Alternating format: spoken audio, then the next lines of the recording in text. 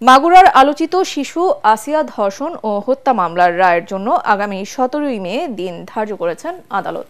দ্বিতীয় দিনের মতো যুক্তিতর্ক শেষে জেলার নারী ও শিশু নির্যাতন দমন ট্রাইব্যুনালের বিচারক এম জাহিদ হাসান মামলার রায়ের এ তারিখ ঘোষণা করেন। এর আগে মামলার বাদীসহ মোট 29 জনের সাক্ষ্য নেওয়া হয়। 2 দিন চলে এ বিষয়ে যুক্তিতর্ক। রাষ্ট্রপক্ষের আইনজীবী এহসানুল হক সমাদি জানান, আদালতে আসামিদের বিপক্ষে আনা দালিলিক প্রমাণের ভিত্তিতে আগামী 17ই মে শনিবার এ মামলার রায় দেয়া হবে বলে জানিয়েছে আদালত।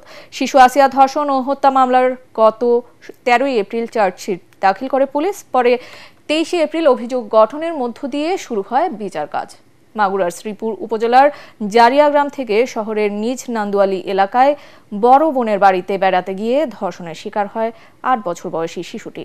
ধর্ষণের পর তাকে শ্বাসরোধ করে হত্যার চেষ্টাও করা হয়। অচেতন অবস্থায় শিশুটিকে মাগুরা 250 শয্যা বিশিষ্ট সদর হাসপাতালে নেওয়া হয়।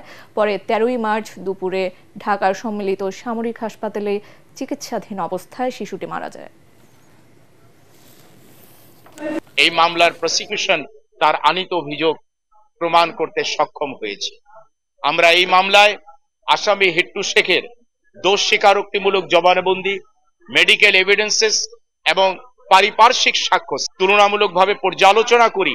আমরা দেখতে পাই যে এই মামলার এভিডেন্স অন রেকর্ডে আসামি সহ অন্যান্যদের বিরুদ্ধে যারা অ্যাকিউজ, যে 4 জন আসামি রয়েছেন, সকলের বিরুদ্ধে আনিত অভিযোগ প্রমাণিত হয়েছে। দ্রুততার সাথে মামলাটি যেন এগিয়ে যায় সেটাকে আমরা বাস্তবায়ন করতে পেরেছি আইন অনুসরণে, এবং সেই জন্য আমি বিশ্বাস করি যে এই মামলায় আমরা ন্যায় বিচার পাবো।